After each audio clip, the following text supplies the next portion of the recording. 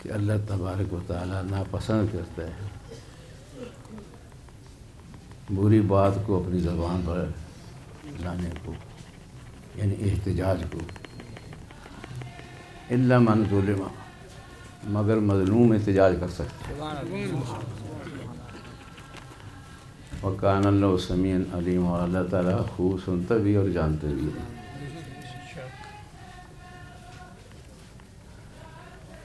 دنیا میں مظلوم ترین خانوادہ اور مظلوم ترین ہستیاں جو ہیں، وہ خاندان جو ہے وہ حضور صلی اللہ علیہ وسلم اور آپ کے ابو اجداد ہیں۔ انہی میں سے ایک حضرت ابو طالب ہیں۔ جتنا اس خانوادے کے ساتھ ظلم ہوا ہے اور ہو رہا ہے، اتنا کائنات میں کسی کے ساتھ ظلم نہیں کیا گیا جی۔ اور یہ خانوادہ افضل ترین اور اشرف ترین خانوادہ ہے پوری کائنات میں، ان سے کوئی اور افضل نہیں اللہ کے بعد۔ حضرت ابو طالب اور حضرت عبداللہ یہ دو سگے بھائی تھے، 8 دوسرے بھائی جو تھے وہ پدری تھے۔ یہ 10 بیٹے حضرت عبد المطلب کے تھے۔ ان میں سے ایک ہستی کو نبوت سے نوازا گیا اور دوسری ہستی کو جو امامت اور ولایت سے نوازا گیا۔ پھر یہ خانوادہ جو ہے علی و فاطمہ کے ذریعے سے ایک ہو گیا اور پھر سلسلہ امامت شروع ہوا۔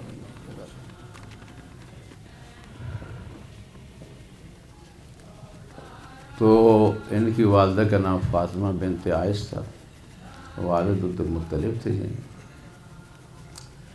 اور ساری دنیا جانتی ہے کہ حضور صلی اللہ علیہ وسلم کی کفالت انہوں نے کی، یعنی ان کے زیر کفالت رہے، کیونکہ رسول مآب نے 63 سال جو زندگی اس دنیا میں بسر کی، جس میں سے 53 سال جو مکہ میں رہے، کیونکہ 53 سال مکہ میں ابو طالب کی زیر کفالت ہے۔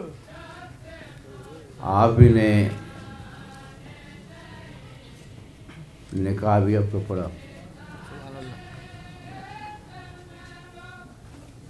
اور آپ ہی نے ان کی مکمل کفالت بھی کی۔ اس قدر خطرات تھے کہ ابو طالب کے 4 بیٹے تھے، رات کو ایک بیٹے کو دوسرے پر، پھر دوسرے کو اٹھا کر تیسرے پر، تیسرے کو چوتھے پر، اور وہاں پر محمد صلی اللہ علیہ وسلم کو سلایا کرتے تاکہ معقول ہے۔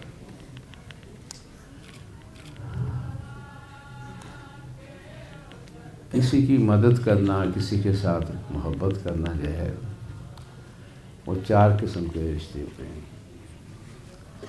ایک رشتہ ہے ماں باپ کا، دوسرا رشتہ ہے اولاد کا،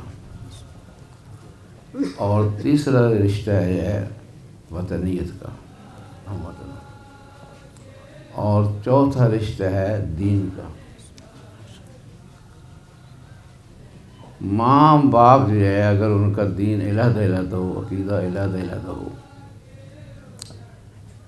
تو وہ ایک جگہ نہیں رہ سکتے ہیں۔ اگر حضرت ابو طالب غیر مسلم تھے اور فاطمہ بنت اصل مسلمہ تھی تو یقیناً کافر جو نجس ہوتا ہے جی۔ 53 سال انہوں نے ان کے زیر کفالت کے گزارے،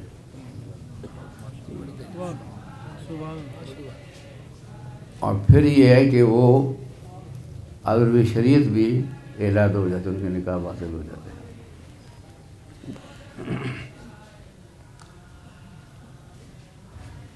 دوسرا رشتہ ہے اولاد کا، اگر دین عقیدہ علیحدہ ہوگا تو اولاد بھی علیحدہ ہو جائے گی، جیسے کہ پسر نوح، جیسے کہ زوجہ نوح اور لوط، اور وطن میں بھی اگر عقیدہ ایک نہیں ہے تو وطن چھوڑ دیے جاتے ہیں۔ اس کی مثال حضرت موسیٰ کی بھی ہے، اور سب سے بڑی مثال ہے حضرت محمد صلی اللہ علیہ وسلم کے مکہ کو چھوڑ دیا، اور خود پاکستان والوں پہ بھی ہے کہ ہندوستان کو چھوڑ دیا۔ سبحان اللہ۔ 2 منٹ۔ تو ارشاد پروردگار عالم یہ ہوتا ہے کہ وجد کا یتیمن فآویٰ، اے رسول اس نے تمہیں یتیم پایا اور پھر تمہیں پناہ دی۔ کافر کے فعل کو اللہ اپنی طرف نسبت نہیں دیتا۔ ابو طالب کفالت کر رہے ہیں، لیکن اللہ کہہ رہا ہے کہ میں نے کفالت کی، میں نے۔ تو اللہ تبارک و تعالیٰ جو کفالت انہیں کی کرتا ہے، انہیں کے ہاتھوں سے کرواتا ہے جو اس کے دین کو پسند کرتے ہیں۔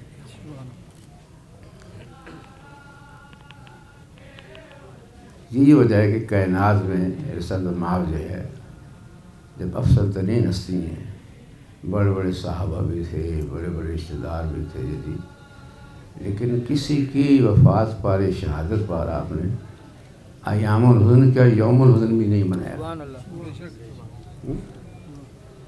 لیکن 2 ہستیاں، ایک حضرت ابو طالب اور ایک ام المومنین خدیجہ کبریٰ صلی اللہ علیہ وسلم، ان کی وفات جب ہوئی دونوں ہستیوں کی، تو رسالت مآب نے 1 دن کا اعلان نہیں کیا، 1 مہینے کا نہیں کیا، بلکہ پورے سال کو عام الحزن، عام سال کو کہتے ہیں، غم کا سال۔ اب رسول غم کس طرح سے مناتے تھے؟ یہ کیونکہ تاریخ لکھنے والے دوسرے لوگ تھے، انہوں نے اس چیز کو چھپا دی۔ تو گویا کہ غم منانا جو ہے وہ سنت رسول ہے جی، اور اس سنت کو ہم نے یہاں وطن عزیز میں جاری کر رکھا ہے جی، اور وہ بھی 5 دن، کیونکہ پنجتہ نہیں ہے، تو 5 دن ہم نے ایام الحزن کا اعلان کیا ہے۔ اپنے اپنے نظریات کے مطابق، عقائد کے مطابق سے لوگ منا رہے ہیں، مناتے رہیں گے۔ دنیا کی کوئی طاقت، کوئی قوت، کوئی شیطان اسے نہیں روک سکتا جی، نہ یہ رک سکتا ہے، بے شک آزما کے بھی دیکھیں۔ اس مرتبہ بھی آپ نے کرونا کے موقع پر آزمایا ہی کہ کسی ماتمی کو، کسی عزادار کو، کسی پرسہ دینے والے کو یہ مرض لے، انہیں کو لائق ہوا جو ڈرتے ہیں وہی مرتے ہیں۔ تو اس لیے ہم سنت رسول پر عمل پیرا ہیں، اور تمام جو رسول کے سامنے کام کیے جاتے ہیں روکتے نہیں ہیں، خود کرتے ہیں، خود کہتے ہیں، وہی سنت قرار پاتی ہے۔ تو یہ سنت ہو گیا، سنت نبوی ہو گیا۔ ہم بڑا ڈنڈورا پیٹتے ہیں قرآن و سنت، قرآن و سنت، قرآن و سنت۔ آج مسلمان ابو طالب کا غم کیوں نہیں منا رہے؟ سوالیہ نشانوں سے جی، اور پھر کافر کا غم کو مناتا بھی نہیں ہے۔ تو اس دن کی یہ اہمیت ہے کہ ہم رسول صلی اللہ علیہ وآلہ وسلم کی خدمت میں ہم پرسہ پیش کر رہے ہیں ان ہستیوں کے لیے۔ مولا قبول فرمائے، یہ عبادت ہے، آپ کی بھی قبول فرمائے، اور اس کا ثواب آپ کے بزرگوں کو پہنچے۔ تو توہین رسالت پہلے دن سے میں نے بتایا کہ اس خانوادہ کی توہین شروع ہوئی حضور کے زمانے میں۔ سب سے پہلے جب صلح حدیبیہ ہوئی، وہاں پر بعض صحابہ نے کہا کہ ہمیں نبوت سے شک پڑ گئی، ہمیں نبوت میں شک، یہ بہت بڑی توہین ہے۔ پھر رسول نے قلم اور کاغذ مانگا، ہمیں اللہ کی کتاب کافی ہے، ہمیں اللہ کی، اور کچھ الفاظ اور بھی تھے جو یہاں نہیں کہے جا سکتے۔ رسول کے بعد پھر یہ کیا گیا کہ ان کی بیٹی یہ کہہ رہے صبت علیہ مصائب اللہ صبت علیہ سیدنا علی کہ مجھ پر وہ مصائب پڑے کہ اگر دنوں پر پڑتے تو راتیں بن جاتی اور زمین پہ پڑتی تو وہ پہاڑ بن جاتے اتنے کا. اور چند دنوں کے بعد انہوں نے بلکہ انہیں رونے میں نہیں دیا جاتا تھا. بیت الخلا میں جنت بقیع میں ایک کمرہ بنایا گیا وہاں جا کر گریہ کرتی تھی. اعظم بعد علی بن طالب کو مسجد کوفہ میں شہید کیا گیا توہین. امام حسن کو زہر دے کر شہید کیا گیا توہین. امام حسین کو کربلا میں بلا کر شہید کیا گیا. یہیں تک نہیں، آپ کی ہماری مائیں بہنیں آج تک اس طرح سے بازاروں میں نہیں پھیلائی کہ ان اونٹوں پر جن پر کچاوے بھی نہیں تھے ان کو بٹھایا گیا اور کوفہ اور شام کے بازاروں میں ابن زیاد اور یزید کے درباروں میں. اور پھر وہ حسین جس کے رسول بوسہ دیتے تھے، رسول نے بوسہ دیتے تھے، ان کے دانتوں کو چھڑیاں ماری. کوئی بولا مسلمان دنیا میں نہیں. بس وہ توہین چلتی رہی یہاں تک کہ اس ہستی کے جس کی پوری دنیا منتظر ہے، جسے مسیح کہتے ہیں، جس نے امن قائم کرنا ہے، وہ اسی لیے پوشیدہ ہو گیا، غائب ہو گیا کہ اللہ تعالیٰ نے غائب کر دیا گیا کہ کہیں سے بھی شہید نہ کر دی جائے. کیونکہ رسول نے یہ فرمایا تھا انی تارک فیکم مستقلین، دو چیزیں چھوڑ جا رہا ہوں، قرآن اور اہل بیت. اگر تم ان سے دامن تھامے رکھو گے کبھی گمراہ نہیں ہوگے اور یہ آپس میں سے کبھی نہیں جدا ہوں گے حتیٰ یاددار یہاں تک کہ حوض پر میں پہنچی. اگر مقصد کے قتل کر دیے جاتے تو رسول کی حدیث جھوٹی ہو جاتی ہے. تو سچ ثابت کرنے کے لیے ہو. اب اس کے بعد یہ شروع کیا ہوا کام جو موجودہ کام ہے دہشت گردی جسے آپ کہتے ہیں، قتل غارت کہتے ہیں، توہین کہتے ہیں، وہ اس لیے بس ایک بات ہم چھوڑ دیں، ہم خود مسلمان جو ہیں تشدد چھوڑ دیں. دیکھیں کسی کے خدا کا برا کہیں گے تو وہ آپ کو چھوڑے گی؟ وہ بھی کہیں گے. آج مسلمان اللہ تعالیٰ کے سامنے اس کو حاضر ناظر مان کے یہ قسم کھا لیں کہ وہ کبھی بھی تشدد نہیں کریں گے اور کسی کے ساتھ بھی نہیں کریں گے. کوئی آپ کے ساتھ نہیں کرے گا. آپ جب کسی کی توہین کریں گے یہ کہنا وہ بھی کرے گا توہین یعنی.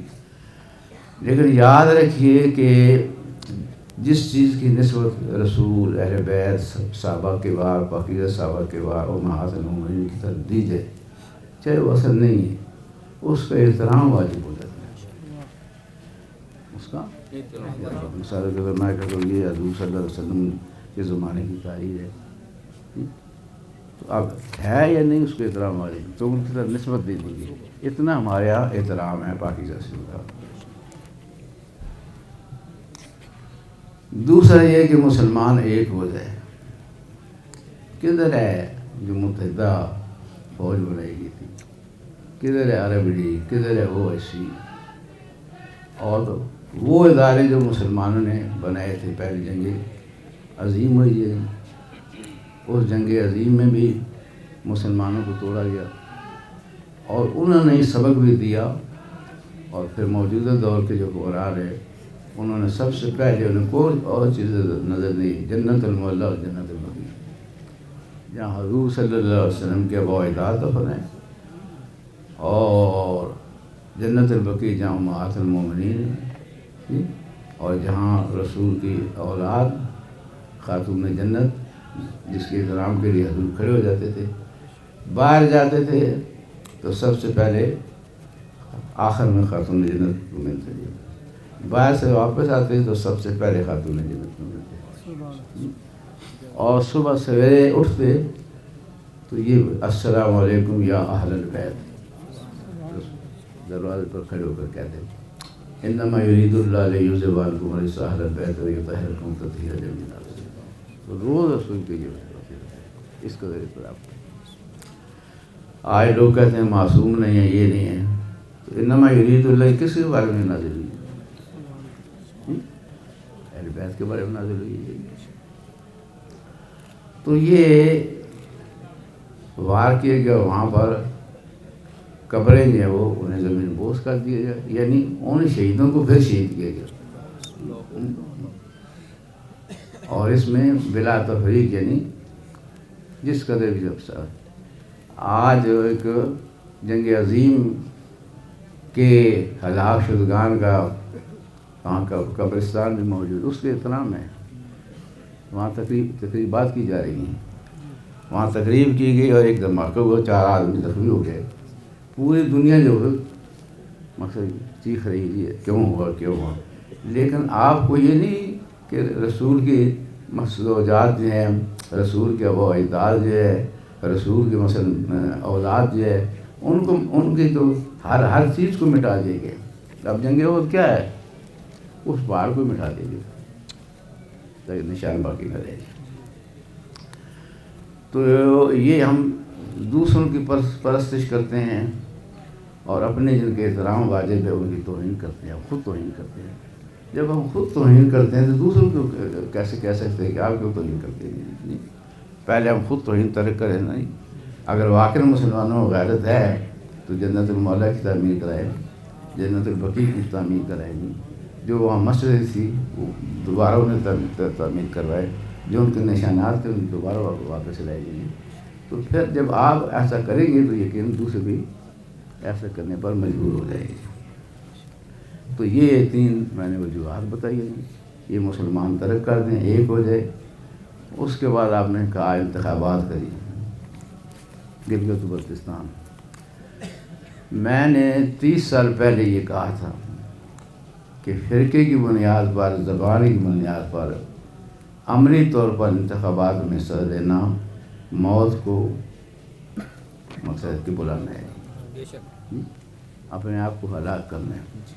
آج اگر اس بنیاد پر ووٹ ہونا شروع ہو جائے گی، یہ اہل حدیث ہے جس کو ووٹ دو، یہ جو اہل تشیع ہے اس کو ووٹ دو، یہ مثلا اہل تسنن ان کو ووٹ دو، تو پاکستان باقی نہیں رہے گا، اور 2 قومیں جو نظریہ ہے وہ ختم ہو جائے گا۔ اور یہ سازش ہے کہ 2 قومی نظریے کو مٹا دیا جائے، لیکن یاد رکھے ہماری موجودگی میں 2 قومی نظریے کو کوئی نہیں مٹا سکتے۔ 2 قومی نظریے کے الکفر ملت واحدۃ الاسلام ملت واحدۃ، کفر ایک ملت ہے، اسلام دوسری ملت۔ اب رہے گی قید و بند اور پابندیاں، چینلوں کو بند کرنا، جی اخبارات کو بند کرنا، ان کے ایڈیٹروں کو بند کرنا، یہ بزدلی ہے۔ مرد ایسا نہیں کرتے ہیں، مرد چیلنج کرتے ہیں کہ بشک اور کل ہم نہیں رکیں گے۔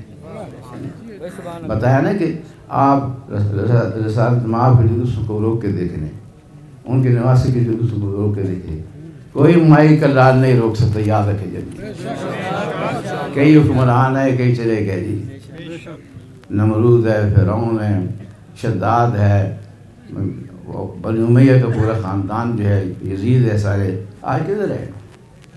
آج صرف محمد رسول اللہ، علی ولی اللہ، حسین ابن علی، لبیک یا رسول اللہ۔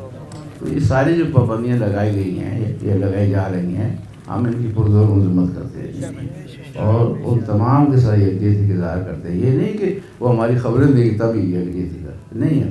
انہوں نے ظالم خصم نہ لیکن مظلوم ہونا، ظالم کے دشمن، مظلوم کے ہم دوست ہیں۔ اور مظلوم کو ابھی میں نے آیت تلاوت کی تھی ابتدا میں، مظلوم کو احتجاج بنانے کا حق قرآن نے دیا ہے، رسول نے دیا ہے کہ وہ احتجاج کر سکتے ہیں۔ بسم اللہ۔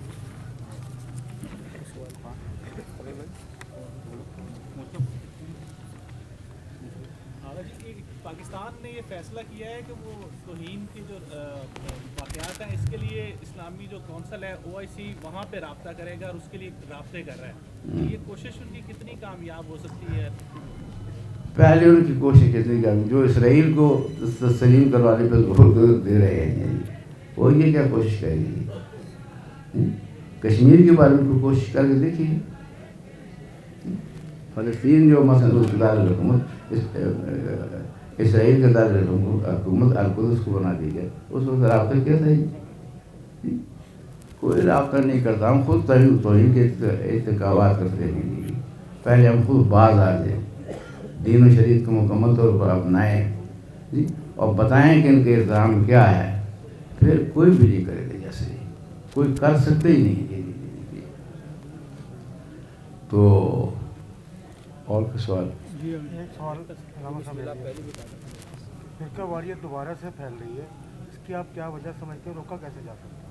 اس کی وجہ یہ ہے کہ جن کے یہ پٹھوں ہیں جی، انہوں نے ہمیشہ سے چاہا کہ جو مسلمان ہیں یہ باقی نہ رہے، ان کے ملکوں کو بھی مسلکوں میں تبدیل کر دیا جائے تاکہ خود ہی لڑتے رہیں اور خود ہی مرتے رہیں.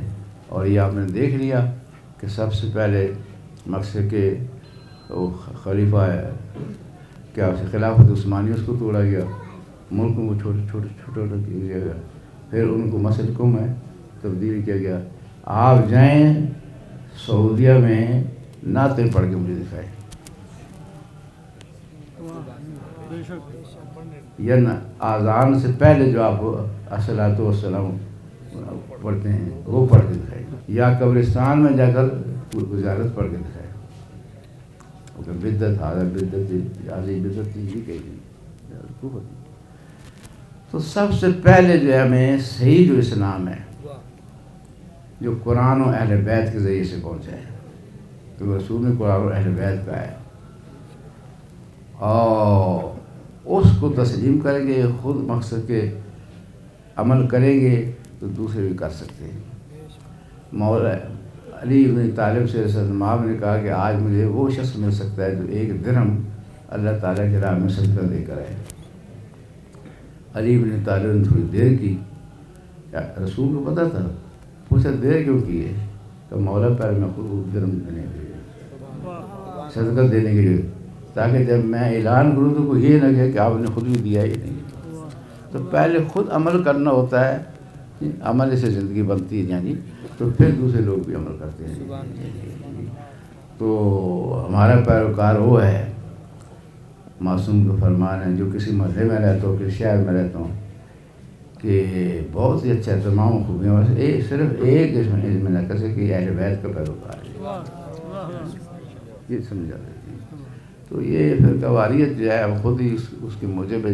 جب آپ ایسے لوگوں کو اپنا مشیر بھی بنائیں گے، ترجمان بھی بنائیں گے، اور نظریاتی کونسل میں بھی لے آئیں گے، اور رویت اعلان کمیٹی میں لے آئیں گے، ایک ایک آدمی کو کہے کہ منصب آپ دیں گے، یہ متحدہ بورڈ کے چیئرمین، یہ فلاں چیز کے چیئرمین، یہ فلاں چیز کے چیئرمین، تو یہ تو کھلی فرقہ واریت ہے، اور کھلی طور پر مقصد ان کا ساتھ دینا ہے.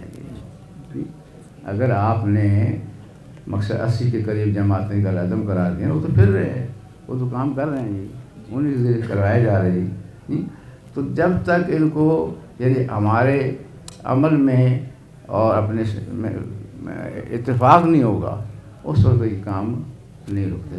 میں تو یہ سمجھتا ہوں کہ یہ شاید دہشت گردی ان کی ضرورت ہے، یہ چاہتے ہیں کہ اس طرح سے ہوں. اب وہاں پر بھی انہی لوگوں کو لایا نا اپنے ساتھ میں لائے ہوئے جو فرقوں سے تعلق رکھتے ہیں، اور بعض جو تنظیمیں ان سے وابستہ نہیں ہیں. تو یہ تو پابندی ہونی چاہیے. صرف جو نظریہ پاکستان جو ہے وہ رکھتا ہوگا جی، شیعہ سنی یہ عقیدہ وقیدہ نہیں، یہ نہیں چلے گا، یہ موت ہے. یہ تو ہم نے تو کسی کی بات تائید نہیں کی، نہ ہم سے کسی نے تائید مانگی ہے جی، کیونکہ انہوں نے پہلے سے پلان بنا رکھے ہوتے ہیں کہ کس کو لانا ہے اور کس کو لے جانا ہے جی. تو وہ آپ کے سامنے آ جائے گا سارا جی. اگر صاحب حکومت مخالف جو سیاسی اتحاد ہے، آپ اپنے ملک کے اندر کیا دیکھ رہے ہیں کہ وہ سیاسی جماعتیں کس حد تک کامیاب ہو گئی حکومت گرانے میں، یا حکومت دیکھیے بات یہ جو مختلف خیالات ہوں گے، مختلف فکریات ہوں گے، ان کا اتحاد نہیں ہو سکتا. اتحاد کے لیے یہ ہے کہ ہم فکر ہونا بڑا ضروری ہے. آپ چاہ رہے ہیں میں نے یہ کرنا ہے، وہ چیز کہہ رہے ہیں میں نے یہی کرنا ہے، اور یہ اتحاد باقی بھی نہیں رہتے جب تک ان کے مفادات ہوتے ہیں اس وقت پھر متفق ہوتے ہیں. اگر اتنا اتحاد ہے تو پہلے دن سے پھر مقصد 2 جماعتیں بنا لے، ایک حکومت کی بن جائے اور ایک اپوزیشن، مختلف جماعتیں ہی نہ بنائے، پھر تو پتہ چلے گا کہ ان کے اتحاد آپس میں بس اپنے سے رہ کے جلانا ولانا، یہ آپ سب کے علم میں کہ کون گراتا ہے اور کون لاتا ہے۔ آگے صاحب آپ کے سامنے چینل 24 پڑا ہوا ہے، اور یہ جو حکومت ہی کا ایجنڈا تھا کہ ہم کروڑوں نوکریاں دیں گے، جبکہ اب یہ اس کو بند ہوئے 2.5 ماہ سے زیادہ عرصہ ہو گیا، اور ہزاروں جو اس میں کارکن کام کرنے والے ان کی نوکریاں دائیں پہ لگ گئی ہیں، تو اس کے بارے میں کیا کہنا ہے؟ پیمرا نے ابھی تو میں پہلے کہہ بھی چکا ہوں، پھر کہتا ہوں کہ جو بھی اس قسم کے ذریعے کر رہا ہے شخصیت، وہ درست نہیں کر رہی، وہ درست فیصلہ نہیں ہے۔ سب کو آزادی دینی چاہیے، قرآن نے آزادی دی ہے۔ دیکھیے نا، میں نے ابھی قرآن کی پہلی آیت جو پڑھی ہے 6 سپارے کی، اس میں بھی یہی ہے کہ مظلوم کو حق ہے۔ رسالت مآب صلی اللہ علیہ وآلہ وسلم کے سامنے ایک شخص ہے، یقیناً صحابی ہوا، کیونکہ صحابی اسے کہتے ہیں کہ رسالت مآب کو دیکھے یا رسالت مآب اسے دیکھے۔ اس نے شکایت ہے کی کہ میرے پڑوس میں ایک شخصیت رہتی ہے، بلکہ وہ بھی ثابت ہے، وہ مجھے بڑا پریشان کرتا ہے، ہر وقت اذیت دیتا رہتا ہے۔ تو حضور نے یہ نہیں کہا کہ صبر برداشت سے کام نہیں، کہا اس طرح کرو کہ اپنے گھر کا سامان نکال کر سڑک پر رکھ دو۔ سنن ابی داؤد کتاب ہے ایسا سنن، اور احتجاج کرو، اور جو لوگ پوچھے کیوں، آپ بتائیں کہ میں فلاں شخصیت میرے ساتھ یہ کہہ رہا، فلاں شخصیت، آپ انہوں نے فلاں شخصیت یہ نہیں، جس شخصیت کا یہ احتجاج پڑھتا ہے تو سب سے پہلے لعنت کرتا تھا۔ سنن ابی داؤد، چنانچہ وہ اس شخصیت کو پتہ چلا، وہ آیا، اس نے مدد کی، اس نے کہا میں آئندہ ایسا نہیں کروں۔ تو جب تک آئندہ ایسا نہیں کریں گے احتجاج رہنا چاہیے جی۔ تو پروردگار عالم آپ کو نیک جزا دے، آپ کے نیکیوں میں اضافہ بھی ہو، اور اپنے بزرگوں، مستورات، بچوں، مراجع اور تمام شخصیات جو آپ کے ساتھ کسی نہ کسی عنوان سے وابستہ ہے، مولا سب کو صحت و تندرستی کے ساتھ رکھے، سب کا حیات بھی پورے ہوں، اور کائنات کے حقیقی وارث جو عمل کے ضامن ہیں جی، اور جنہوں نے عدل و انصاف قائم کرنا ہے، ان کا ظہور ہو، سارے ہم لوگ ان کے نوکروں میں شامل ہو کر شکر ہوں آپ کی اس پاک وطن کی، عالم اسلام کی، پوری انسانیت کی ولا تفریق حفاظت ہو۔ بہت بہت شکریہ۔